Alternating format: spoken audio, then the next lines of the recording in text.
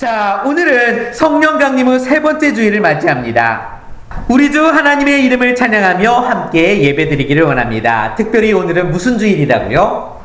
환경 선교 주일입니다. 여러분, 기후 위기 시대를 맞아 1992년 6월 둘째 주일부터 지켜오는 주일입니다. 그래서 1992년부터 6월 둘째 주일을 이렇게 환경 선교 주일이라고 하면서 우리 감리교회에서 지키고 있습니다. 하나님의 작품인 지구를 훼손시킨 것을 참회하고 교회가 할 수 있는 일이 있다면 무엇인지 머리를 맞대는 시간이라고 할 수 있습니다. 기후 위기의 심각성과 정직하게 대면하고 그것이 기독교 신앙과 무관한 주제가 아니었음을 깨달아 하나님과 세상 앞에 철저히 참회하여 새로운 삶을 다짐하는 시간이 될 수 있기를 원합니다. 특별히 오늘은 강단과 목회라는 우리 목사님들 책에 이현우 목사님의 중부연의 김포지방 자유인교회 담임이신 이현우 목사님의 설교를 인용하여서 오늘 함께 말씀을 나누도록 하겠습니다. 오늘 본문에서 사도 바울은 성령을 받은 사람을 9가지 열매를 맺게 된다고 말씀하고 있습니다. 어떤 열매입니까? 사랑과 희락과 화평과 오래 참음과 자비와 양성과 충성과 온유와 절제입니다. 그렇습니다, 여러분. 그 중에서도 오늘 이 시간에는 우리가 절제라는 단어에 주목해 보려고 합니다. 왜 그렇습니까? 우리가 환경을 사랑하는 일에 있어서는 절제가 필요하다는 것입니다. 우리가 오늘 지키는 환경 선교주일과 관련이 있는 절제에 대하여 함께 말씀을 나누고자 합니다. 우리 인류는 지금 파국을 향해 가고 있다고 할 수 있습니다. 그동안 우리는 절제를 사용하기보다는 뭘 사용합니까? 개발과 발전을 더 중요하게 여겼다는 것입니다. 성장하기 위하여 더 많이 발전하기 위하여서 더욱더 우리 인류 역사는 필연적으로 더욱더 이 자연 만물을 마음대로 사용하고 남용하기에 이르렀다라고 할 수 있습니다. 환경학자들은 과거 히로시마에 떨어졌던 원자폭탄이 지난 수십 년 동안 1초에 4개씩 터지는 격으로 지구가 점점 더 가열되고 있다라고 이야기합니다. 여러분, 하루에 4개가 아니라 얼마예요? 1초에 4개가 터질 정도라고 이야기하고 있습니다. 그만큼 그 뜨거운 열기가 어디로 갑니까? 바다로 가게 됩니다. 자, 뜨거워진 열기가 바다로 고스란히 흘러들어가게 되고 그 뜨거워진 바다가 지구 온난화와 기상 이변들, 엘니뇨와 또한 라니냐 현상들을 만들어내어서 큰 태풍이나 큰 재해들을 만들어내게 되는 것을 보게 됩니다. 가뜩이나 우리 곤고한 현대인의 삶을 생각한다면 파국이라는 단어를 정말 쓰고 싶지 않지만 암을 감기라고 말할 수 없는 노릇입니다. 우리는 코로나라는 단어를 언제 그랬느냐는 듯 잊고 삽니다. 지금 코로나라는 단어가 조금 생소하기도 합니다. 그러나 여러분, 아픈 기억을 붙들면 우울하니 의도적으로 우리가 잊고 사는 의도적인 망각이라고 할 수 있습니다. 과학자들은 전 세계를 멈추게 했던 이 코로나의 근본적인 원인도 지구온난화와 과도한 개발을 지적합니다. 왜냐하면 박쥐들이 자기의 사는 지역을 제대로 살지 못하고 이런 지구온난화와 과도한 개발로 인해서 점점 더 그들이 도시로 올 수밖에 없었고, 그러다 보니까 사람들에게 해균들을 옮기게 되는 역할들을 하게 되었던 것입니다. 그런데 이러한 코로나 같은 새로운 감염병은 언제든지 다시 찾아올 수 있고 그 주기가 점점 더 짧아지고 있다니 정말 큰일이라고 할 수 있습니다. 또한 우리는 작년 봄에 경북 의성을 중심으로 일어났던 큰 산불을 기억하실 것입니다. 이 산불은 그 이전 29년 동안 누적된 산불 피해보다 더 큰 피해 면적을 일으킨 큰 불이었다라고 합니다.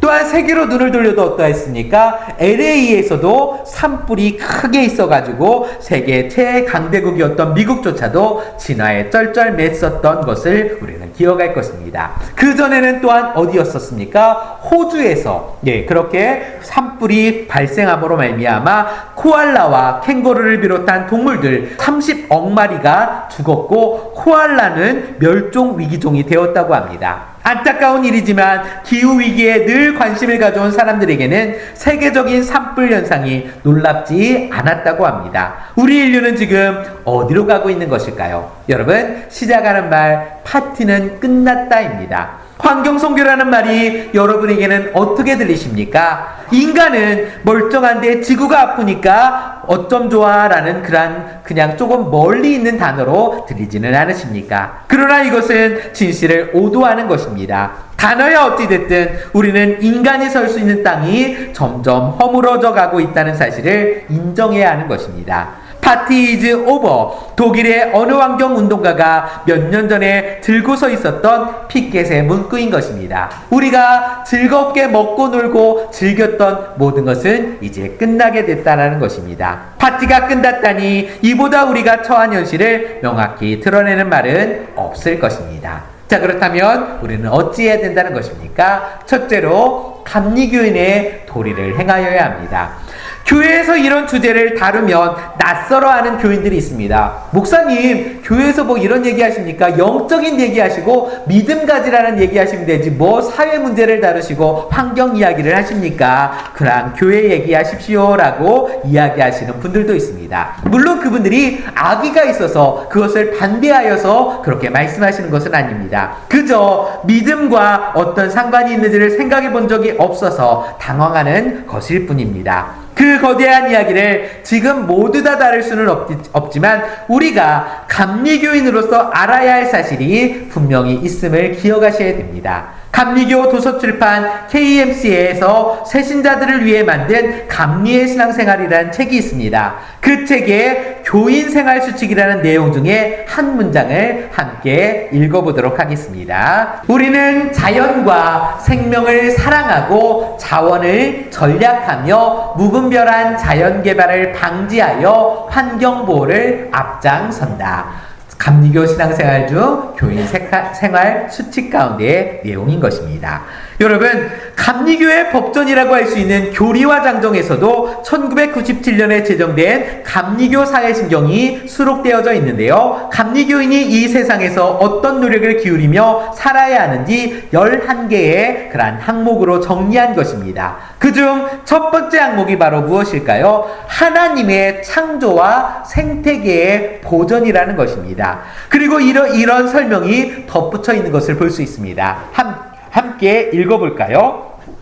우리는 하나님의 명하심을 따라 우주 만물을 책임있게 보존하고 생태계의 위기를 극복해야 하는 사명이 있다. 아멘. 우리 감리교인에게는 하나님께서 창조하신 생태계를 보존하고 지킬 의무가 있다는 것입니다. 하나 더 생각해 보겠습니다. 우리 대한민국이 과거에 비해 얼마나 강대한 나라가 되었는지 잘 아실 것입니다. 이제 우리나라가 세계에서도 이제는 한글로 모든 것이 이루어질 정도입니다. 이번 월드컵 주제가 들어보셨습니까? 월드컵 주제가가 미국과 멕시코에서 이루어지고 있는데 한글로 그 노래가 나오고 있습니다. 그 정도로 우리나라의 위상이 올라갔고 우리나라를 모든 나라들이 대부분 한국이라고 하면 강대국으로 여긴다고 생각하고 있다라는 것입니다. 이처럼 놀라운 발전을 어떻게 이루었습니까? 진짜 기적 같은 일이요. 하나님의 은혜라고 할 수 있다라고 할 수 있습니다. 일제강점기를 지냈고 6.25 전쟁을 겪었던 이 나라가 강대국으로 일구어졌다는 것은 진짜 놀라운 기적이자 하나님의 은혜인 것입니다. 그런데 여러분, 이러한 은혜, 이렇게 강대국이 된 것만 가지고서 기뻐할 것이 아니라는 것입니다. 여러분, 이런 이야기를 들어보셨습니까? 세계 10위권의 경제력을 가진 나라들이 뿜어내는 공해들 때문에 2022년 파키스탄에 참혹한 홍수가 났다는 이야기입니다. 국토의 3분의 1이 물에 잠겼었고 어린이 460명을 포함하여서 1300명이 그 당시 홍수로 사망하였으며 80만 마리의 가축이 죽었고 150만 채의 집이 파손되었으며 피해 금액이 125억 달러에 이르렀다는 것입니다. 그러니까 왜 교회에서 기후위기와 같은 사회 문제를 다루냐고 질문하신다면 강한 나라들 때문에 고통받고 있는 연약한 나라들이 있어서라고 답할 수도 있는 것입니다. 그것이 잘 사는 나라 기독교인들의 신앙의 도리라는 것입니다. 우리 감리교인의 도리가 무엇입니까? 하나님이 창조하신 이 자연 만물을 보존하고 지켜가는 환경보호에 앞장설 책임이 있음을 다시 한번 기억하는 오늘이 되어야 할 줄 믿습니다. 두 번째로 우리는 무엇을 할 수 있습니까? 구할 수는 없지만 사랑할 수는 있습니다. 여러분, 기후위기를 진지하게 고민하는 사람들은 현실에 낙심할 수밖에 없습니다.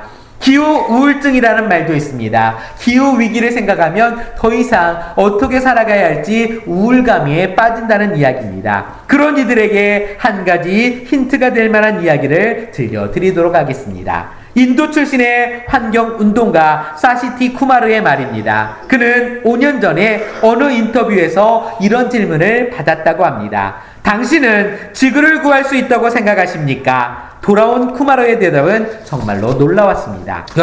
여러분들에게도 한번 질문하겠습니다. 여러분들은 지구를 구할 수 있으십니까? 지구를 구할 수 없습니다. 사람은 지구를 사랑할 수 있을 뿐입니다. 우리는 지구를 구하는 것에 대해 걱정할 필요가 없습니다. 지구를 사랑하는 것에 대해 걱정해야만 합니다. 내가 어떻게 지구를 구할 수 있겠습니까? 우리는 세상을 사랑하는 것에 대해 생각해야 됩니다. 라고 이 사마시 쿠마르가 대답했다라는 이야기인 것입니다. 그렇습니다, 여러분. 우리가 지구를 구하는 영웅은 될 수 없을지라도 지구를 사랑하는 아름다운 감리교인으로 오늘 부름받은 줄 믿습니다.